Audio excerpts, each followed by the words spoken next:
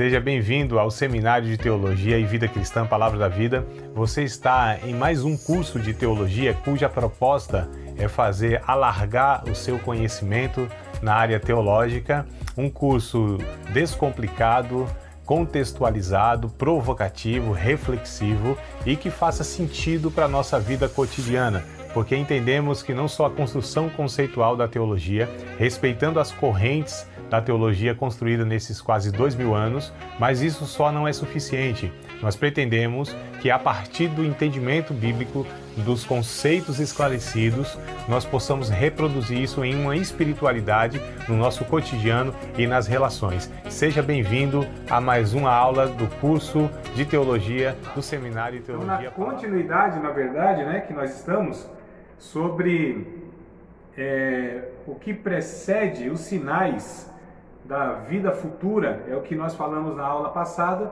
e o que eu pretendo dar continuidade com vocês hoje, tá? A respeito desses sinais aí, Quais são alguns sinais que a Bíblia ela fala pra gente que seriam os sinais que apontariam para o princípio de dores. Então é o começo, na verdade, do final dos tempos, mas não nessa questão sensacionalista, o mundo está acabando, e aí a gente tenta conectar e pegar alguns acontecimentos, as pessoas fazem isso, houve lá um trovão diferente lá em Israel, aí já faz aquela coisa toda, Não, o tsunami aqui.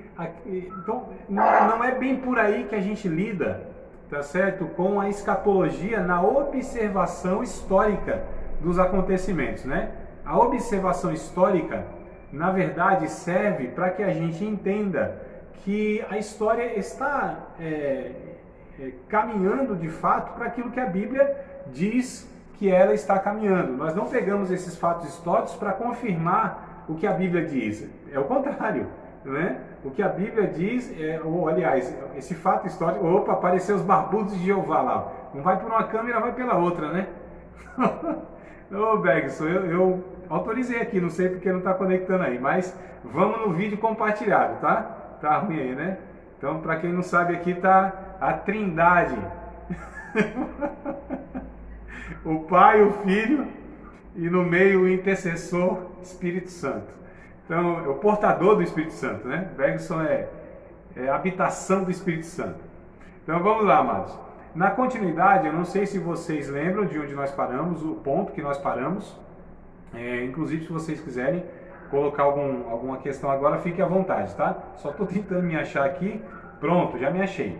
Então, nós paramos, eu pontuei, o capítulo 24 de Mateus, nós pegamos os versículos lá, o versículo dizendo o que ia acontecendo, Jesus, na verdade, falando de alguns sinais que precederiam a sua vinda, e aí a gente foi elencando esses sinais e paramos nos falsos pregadores, que iriam enganar muita gente, e haveria também um arrefecimento, um esfriamento do amor fraternal, tá certo?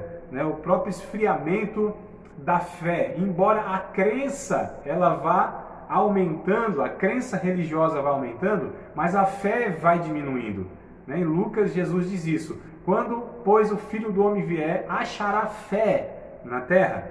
Aí a gente faz o questionamento, mas se Jesus disse que a fé ia minguando, por que a gente vê as religiões aumentando? Porque as religiões são portadoras de crenças. Só o Evangelho possui a fé que transforma o justo, ou que transforma o pecador e vai ajustando ele, Por isso que a gente fala que é o justo, que Deus vai ajustando ele segundo a imagem e semelhança de Cristo. Então, a fé vem diminuindo de fato, a fé genuína, a fé bíblica evangélica, ela vai diminuindo conforme o final dos tempos vai se aproximando. Então, o que eu quero colocar aqui também, um dos sinais, que caracteriza o final dos tempos é a extrema, preste atenção, se vocês quiserem anotar, eu acho até importante, tá? A extrema corrupção religiosa. Um dos sinais que a Bíblia diz, tá? Que seria uma característica, do final dos tempos, é a extrema corrupção religiosa. 2 Timóteo, vamos ler o texto? Capítulo 3, verso 1 ao 9. Então, 2 a Timóteo, segunda epístola de Paulo ao jovem pastor, presbítero Timóteo. Ele vai... Quando a gente lê aqui, Paulo ele vai falar para Timóteo, quando a gente lê, a gente vai lendo, né? E alguns têm a impressão, ou muitos têm a impressão, na leitura simples, superficial do texto, tem a impressão que Paulo está falando de uma característica das pessoas, né? Da população, da sociedade. Mas quando a gente vai percebendo ao longo do texto, Paulo está falando que essas características aqui, do 2 Timóteo, capítulo 3, a partir do verso 1, são características de pessoas religiosas, irmãos. Veja bem aqui, preste atenção, vamos fazer a leitura juntos? Vocês acompanham aí na versão aí que pode ser diferente de vocês, mas vamos fazer junto aqui, tente me ouvir e comparar na versão de vocês mesmo que for diferente. Olha só, sabe porém isto, que nos últimos dias sobrevirão tempos trabalhosos, tempos difíceis, porque haverá homens amantes de si mesmos, né, avarentos, ou seja, amantes do dinheiro, presunçosos, soberbos, blasfemos, desobedientes a pais e mães, ingratos, profanos, sem afeto natural, irreconciliáveis, caluniadores, incontinentes, cruéis, sem amor para com os bons, traidores, obstinados, orgulhosos, mais amigos dos deleites do que amigos de Deus. Olha só, a gente fala assim, poxa, é a nossa sociedade, né? É a sociedade pecadora. Mas olha só, Paulo está falando de características de religiosos. Olha o verso 5 que diz em diante. Tendo aparência de piedade, mas negando a eficácia dela, destes afasta-te.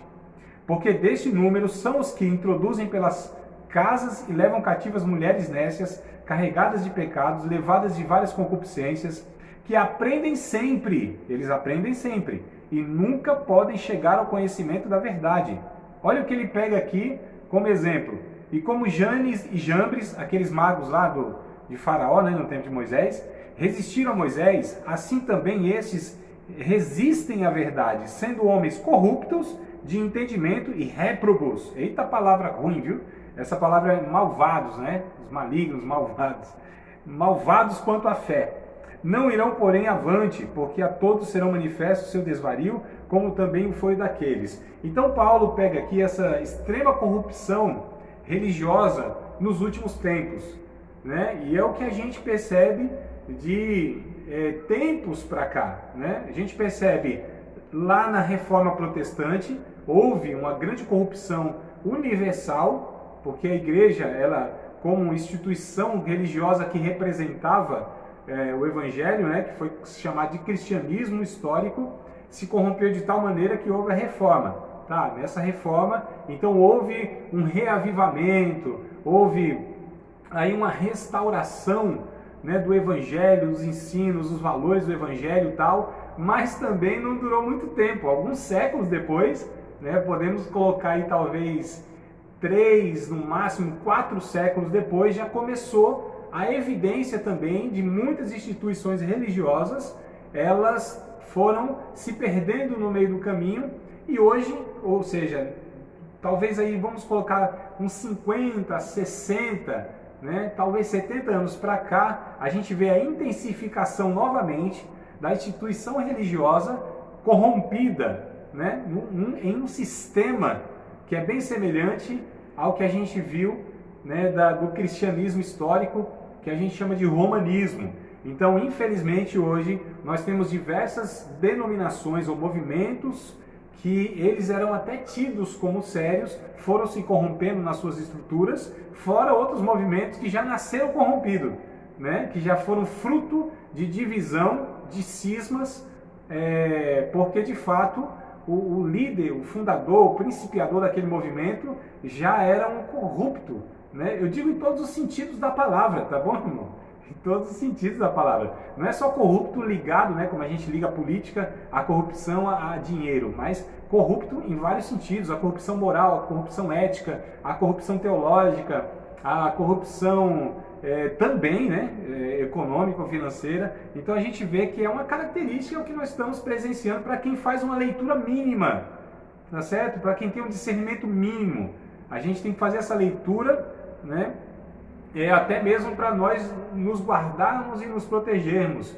É difícil pôr a navalha na carne, irmãos. Quando a gente critica a instituição religiosa, né, que é chamada de igreja, então a gente sofre até retaliação dos nossos próprios irmãos.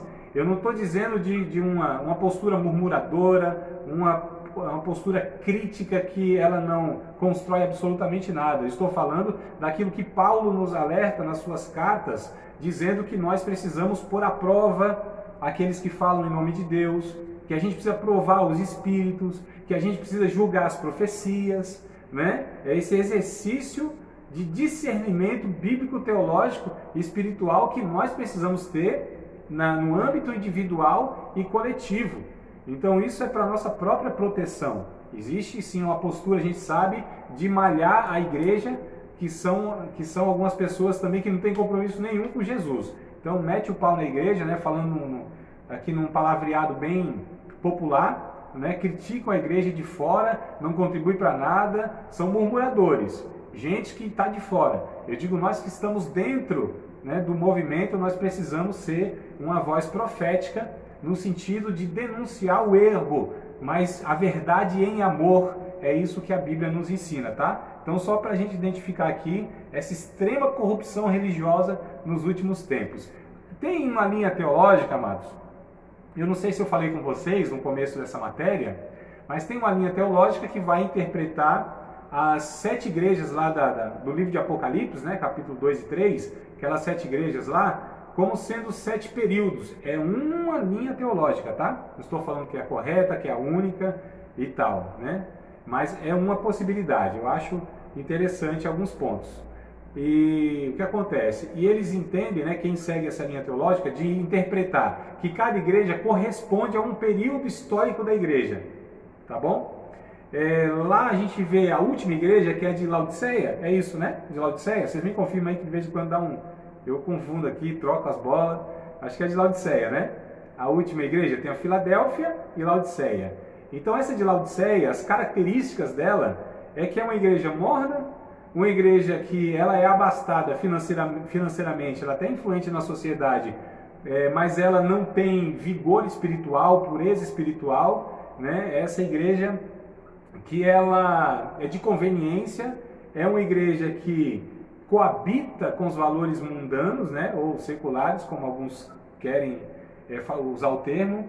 Então essas características, essa característica da igreja dos últimos tempos, que convive com a Filadélfia, que é a igreja missionária, que é a igreja que ama a palavra de Deus, então elas vivem contemporaneamente. Estou falando nessa perspectiva dessa linha teológica. E a igreja de Laodiceia é essa igreja. Essa igreja onde Jesus está batendo na porta. Olha só. Jesus batendo na porta, dizendo, não é por nada não, vocês estão fazendo alguma coisa aí dentro, não era para mim estar aí dentro, mas eu estou fora. Eu queria até entrar, estou batendo, se vocês me deixarem entrar, a gente vai ter uma ceia, vai ter uma comunhão, vai ser uma coisa linda, boa. Olha que incoerência, né, irmão? Então, Jesus está fora da igreja. Como que pode um negócio desse, se o motivo da igreja é Jesus? Então a gente percebe que muitos movimentos religiosos, né, que se denominam igreja, Jesus, na verdade, ele está assim quase que fora mesmo, mas desejando entrar, né? Desejando participar daquela reunião, porque tem reuniões de fato que Cristo não é falado, Cristo não é sentido, Cristo não é adorado, Cristo não é exposto, Cristo não é o centro da adoração e nenhum motivo, né, maior daquelas pessoas estarem ali. São tantas outras motivações menos o Cristo. Então a gente percebe aí que infelizmente a gente vive, né? Eu faço essa leitura, eu acho que vocês devem concordar comigo em algum ponto aí, ou em algum grau no que eu estou falando, né? Se não também pode falar e tal, mas eu vejo essa leitura aqui, então essa extrema corrupção, tá? Vamos ler um texto em Lucas capítulo 17, amados? Lucas. Veja bem, como eu disse, a gente não faz esse alarde, esse sensacionalismo, né? Sempre que surge alguma coisa e a gente relacionar como final dos tempos e tal. E me parece que Jesus, ele ensina ao contrário disso. ele ensina, né, pelo menos nesse texto aqui, eu entendo isso, eu penso que Jesus está nos mostrando que a vida cotidiana, ela será uma vida, aliás, a vida nossa será uma vida cotidiana de uma normalidade, tá certo? Nós não esperamos sinais assim grandiosos no céu para a gente entender que nós estamos de fato vivendo um princípio do final dos tempos. Quanto isso vai durar? Não sei. De repente é 1 ano apenas, 2 anos, 10 anos, mais 100, 200 ou 1000 anos, eu não sei. Eu só sei que a gente identifica, né, características mundiais que isso já está acontecendo por esses sinais que nós já observamos a intensificação, e como disse na aula passada para vocês, do século passado para cá, né, do século passado para cá, o que tem se intensificado desses sinais, porque alguém pode questionar assim, mas sempre teve guerra, sempre houve terremoto, sempre houve fome, sempre houve doença. Sim, sempre houve, de uma maneira muito pontual, reduzida, mas do século passado para cá, sejam as doenças, sejam as guerras, sejam... agora me fugiu da mente. Mas essas características, elas têm se intensificado como nunca antes em toda a história anterior. Então, se você pega toda a história da humanidade e você pega aí o século passado, você vê que em toda a história da humanidade não teve esse volume de acontecimentos, né? Essa intensidade de acontecimentos como houve do século passado para cá. Então a gente percebe que o negócio deu um boom, a ciência deu um boom, né? Então assim, a gente percebe que de fato tem uma mudança radical, tá certo? Num comportamento mundial, né? E toda a história, ela veio quase que no linear, tá? Claro que a história não é linear, a história tem seus altos e baixos, mas ela veio quase que numa linhazinha assim, ó, bem tranquila, né? Num tremido. Só que agora a gente viu que fez isso aqui, ó, deu uma guinada e a gente percebe que a humanidade, ela mudou não só o seu pensamento, a forma, o comportamento, a forma de viver, enfim, um negócio assim, para quem estuda um pouquinho de história e observa, viu que o negócio, né, para quem tem seus 50, 60 anos, 70 anos, pode constatar ainda mais essa mudança tão abrupta que houve na história, que está havendo, né? É um negócio que não é que houve e parou, não. As mudanças, elas são velozes, é um negócio assustador, né? A gente quando para pensar, é que a gente está no meio, né? Então, no meio você não consegue ter, talvez, a clareza, a não ser que você pare, avalie, pense propositadamente. Aí você vai observando e fala, rapaz, quantas mudanças, né? Como que tem sido assim tão veloz as mudanças da tecnologia, no modo de pensar, que a gente chama de conceitos sociofilosóficos, né? Tinha a pré-modernidade, a modernidade, a pós-modernidade, a hipermodernidade, essa mudança assim assustadora. Mas vamos lá, Lucas capítulo 17, verso 25, amados, 25 ao 37 eu quero ler com vocês. Então, Lucas capítulo 17, verso 25 ao 37. Olha só o que o texto ele vai nos falar a respeito aí do final dos tempos, né? Perguntaram para Jesus, a partir do verso 20, né? Perguntaram para Jesus aí como que o Rei de Deus seria identificado. Jesus diz, calma, não é bem por aí não. Ele não vem com essa aparência exterior, né? O reino de Deus. Então ele começa a falar, no verso 24, que como relâmpago ilumina desde a extremidade inferior do céu até a outra extremidade, assim será a vinda do Filho do Homem no seu dia. Então, o acontecimento da vinda do Filho do Homem seria algo que não teria como não perceber. Todos veriam, tá? Aí, a partir do verso 25, ele começa a falar, Jesus, olha, mas primeiro convém, quer dizer, antes que ele venha, né? Antes que Jesus de fato venha buscar a igreja, mas primeiro convém que ele padeça muito e seja reprovado por esta geração. Tá falando da sua crucificação e tudo mais. E como aconteceu nos dias de Noé, assim será também. Então olha o que ele pega, o fato histórico, para comparar com esse período do final dos tempos. Ó, assim como aconteceu nos dias de Noé, assim, melhor dizendo, e como aconteceu nos dias de Noé, assim será também nos dias do Filho do Homem. Como será? Comiam, bebiam. Ó, o cão tá furioso aí, tem algum cão furioso aí, ó, latino. É o vizinho aqui que tá Isso, meu amado, fecha aí, obrigado. Tá vendo? Eu falei, o cão tá se levantando. Brincadeira, irmão Ricardo, obrigado, meu irmão. Então vamos lá, comiam, bebiam, casavam, davam-se em casamento, até o dia que Noé entrou na arca e veio o dilúvio e consumiu a todos. Veja que coisa interessante. Então Jesus vai pegar o fato lá de Noé, né, para relacionar com o final dos tempos. Como o povo vivia nos tempos de Noé? Normal. A vida segue o barco. Normal, comiam, bebiam, casavam, tinham filho. Normal, uma vida cotidiana, né? Então, ele usa esse exemplo aí. Olha, ele pega um segundo exemplo aqui, verso 28. Como também, da mesma maneira, aconteceu nos dias de Ló. Comiam, bebiam, compravam, vendiam, plantavam e edificavam. Mas no dia em que Ló saiu de Sodoma, choveu do céu fogo e enxofre e consumiu a todos. Então ele diz, assim será no dia em que o Filho do Homem se há de manifestar. Olha que coisa interessante. Naquele dia, quem estiver no telhado, tendo seus utensílios em casa, não desça a tomá-los, e da mesma sorte, o que estiver no campo, não volte para trás. Olha o que ele diz, lembrai-vos da mulher de Ló. Qualquer que procura salvar a sua vida, perdê-la-á. Qualquer que perder, salvá-la-á. Né? A perder, salvá-la-á. Digo-vos que naquela noite estarão dois numa cama, um será tomado, o outro será deixado. A realidade que ele fala é que não é todo mundo que vai ser arrebatado, levado e salvo, né? Duas estão juntas, moendo, uma será tomada e outra será deixada. Dois estarão no campo, um será tomado, outro deixado. E respondendo disseram, Senhor, onde, Senhor? Né? Onde?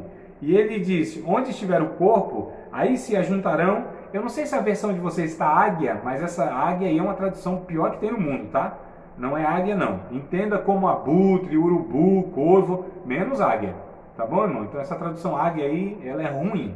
Então onde estiver o cadáver, aí se ajuntará, né, o urubu, o corvo. Quer dizer, é algo que, da mesma forma que onde tem a carniça, onde tem o cadáver e as aves vêm, também acontecerá, né, o arrebatamento, a vinda de Cristo. Mas o que eu quero destacar aqui nesse texto é isso. Vocês perceberam? Vida que segue, vida comum, né? Casais, família, trabalho, empreendimento, tudo segue normal. Então é uma vida onde o cotidiano não vai ser tão alterado na vida das pessoas. Então nós não observamos esse cenário tentando achar esses eventos, né? Essas questões eventuais que acontecem. A gente fala, oh, olha aí, ó, o anticristo está vindo aí porque o chip apareceu, porque essas bobagens todas, irmãos, né, que a gente fala, meu Deus do céu, como que pode? O povo aprende a teologia pelas novelas, né?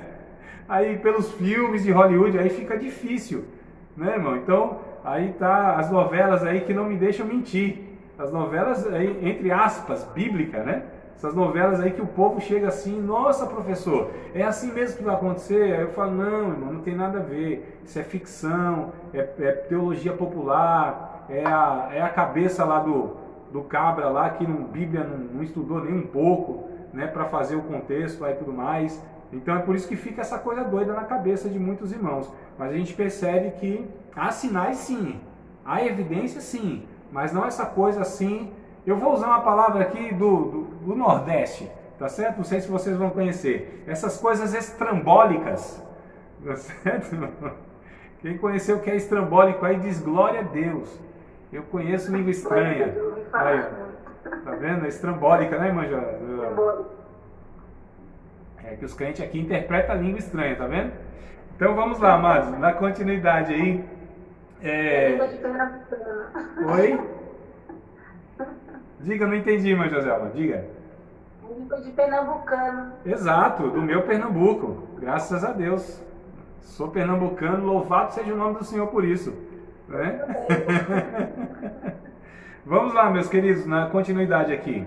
algumas recomendações que o apóstolo Pedro ele fez nesse tempo. Olha que coisa interessante. Nós estamos falando aqui de textos de Paulo, de textos aqui de Lucas, né, a fala de Jesus, e agora nós vamos falar de Pedro. Então todos eles, percebam como que eles são usados por Deus na inspiração para trazer um conteúdo harmônico sobre o final dos tempos. Então a gente percebe aqui como que a Bíblia ela vem trazendo essa iluminação para nós, né, ou essa revelação, e o Espírito Santo nos ilumina a respeito dos textos bíblicos aqui. Então Pedro, em 1 Pedro, capítulo 4, versículo de número 7, ele nos dá algumas recomendações para nós que presenciamos, ou que vamos viver, ou que estamos vivendo, para quem acredita, esse período, como que a gente deve se portar, como deve ser a minha postura, né, de todo discípulo e discípulo de Cristo, como que a gente deve se conduzir nesse contexto e nessa época. Ele dá algumas recomendações aqui, ó. 1 Pedro, capítulo 4, versículo de número 7, é só uma tirinha, um versículo, tá? Mas dentro do contexto que eu estou pegando. Diz assim, ó: e já está próximo o fim de todas as coisas. Portanto, sede sóbrios, vigiai em oração. Então, na ótica de Pedro, porque para Pedro, quase um trava-língua, né? Para Pedro, questionaram o seguinte, aquilo que a gente também ouve.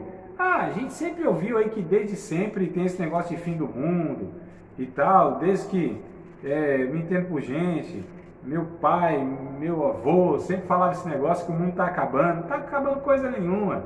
Aí Pedro vem falando, estou falando da segunda carta, tá?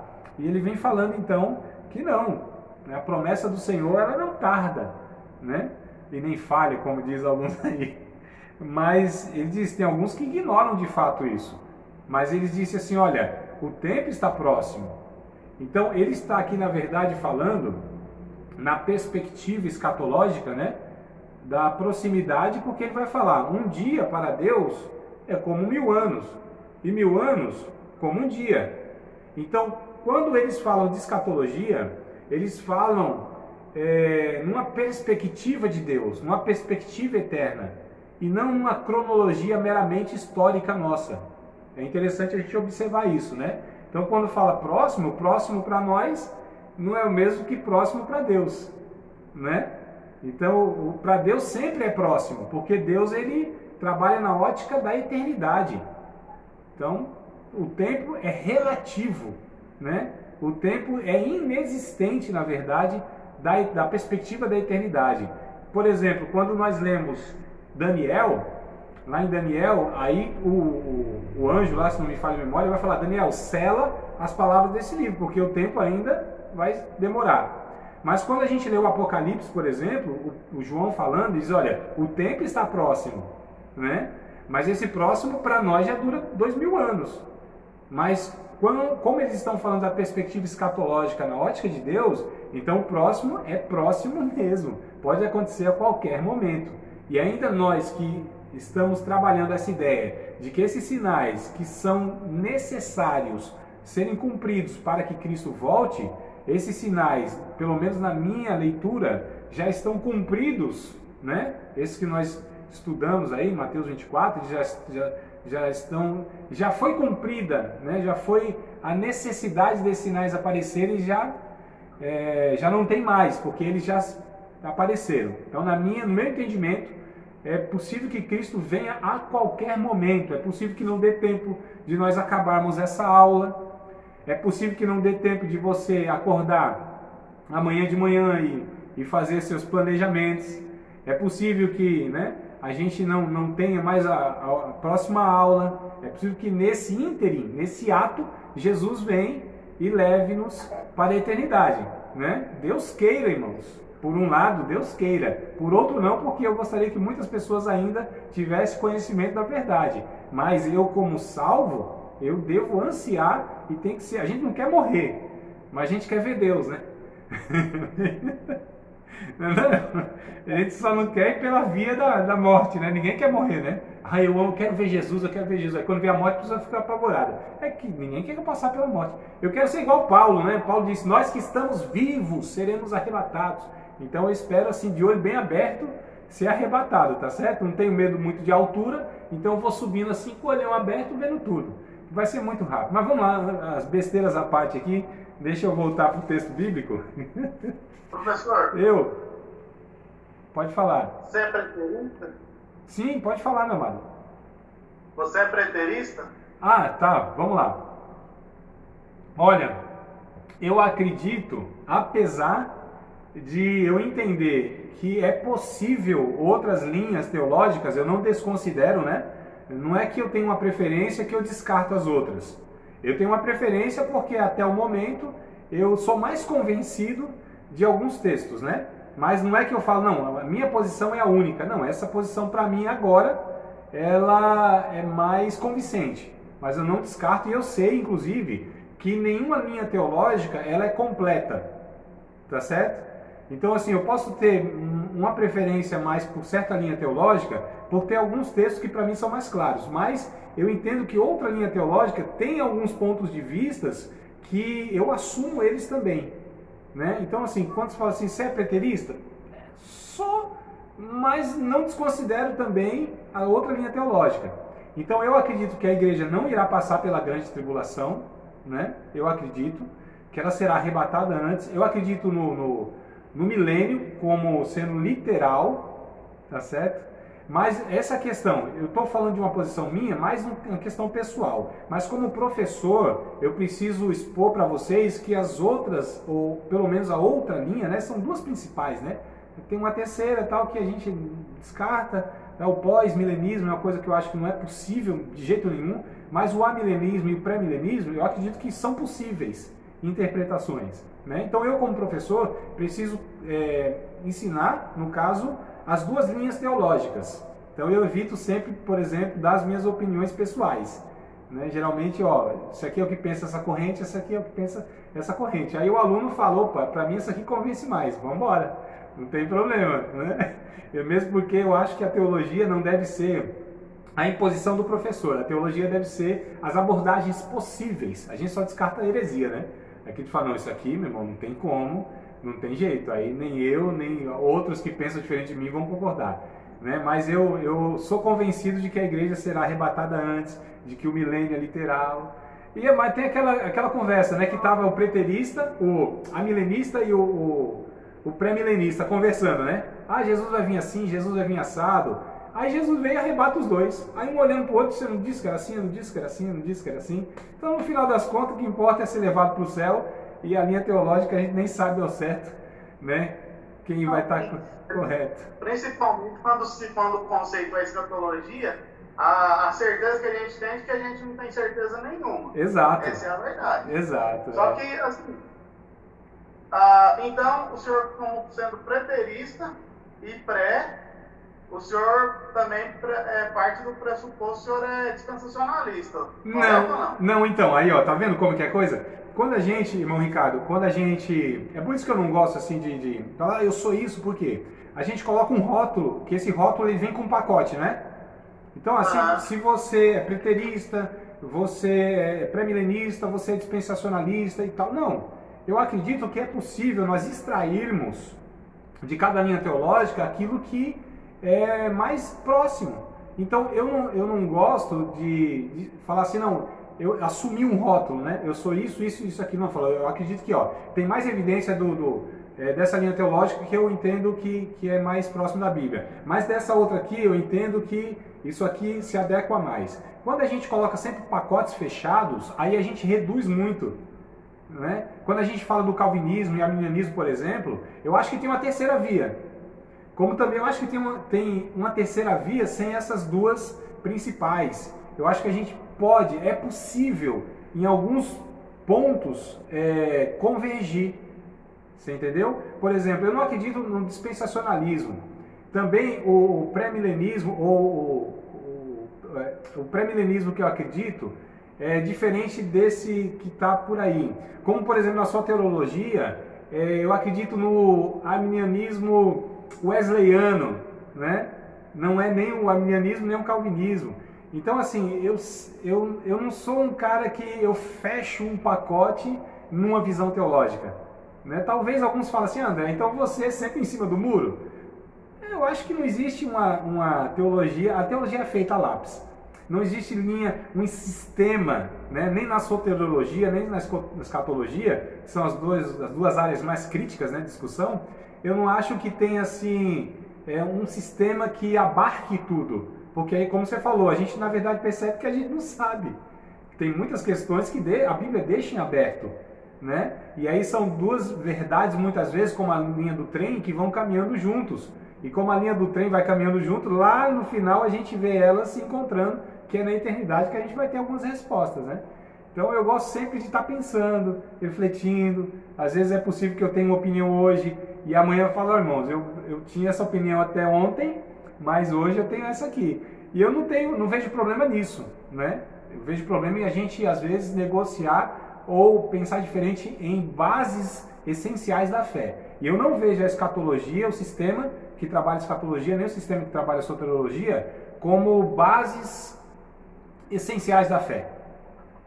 Por exemplo, não vai deixar de ser salvo porque acredita no amilenismo. Não vai deixar de ser salvo porque acredita no amilenismo. Essas questões eu acho que não vão determinar salvação, não altera caráter cristão. São linhas de pensamento teológico, de preferência teológica, né? Pelo menos eu sei que a maioria dos professores não são assim como eu sou. A maioria ou vai por aqui ou vai por aqui. Enfia a goela abaixo, ou senão né? É complicado. Tranquilo? Vamos lá? Tranquilo. Obrigado. Talvez eu decepcionei, né? Porque o aluno sempre quer uma posição assim do professor e tal, mas eu não. Na verdade, porque assim, como a gente estava conversando, naquele dia, eu particularmente, eu tenho essa visão.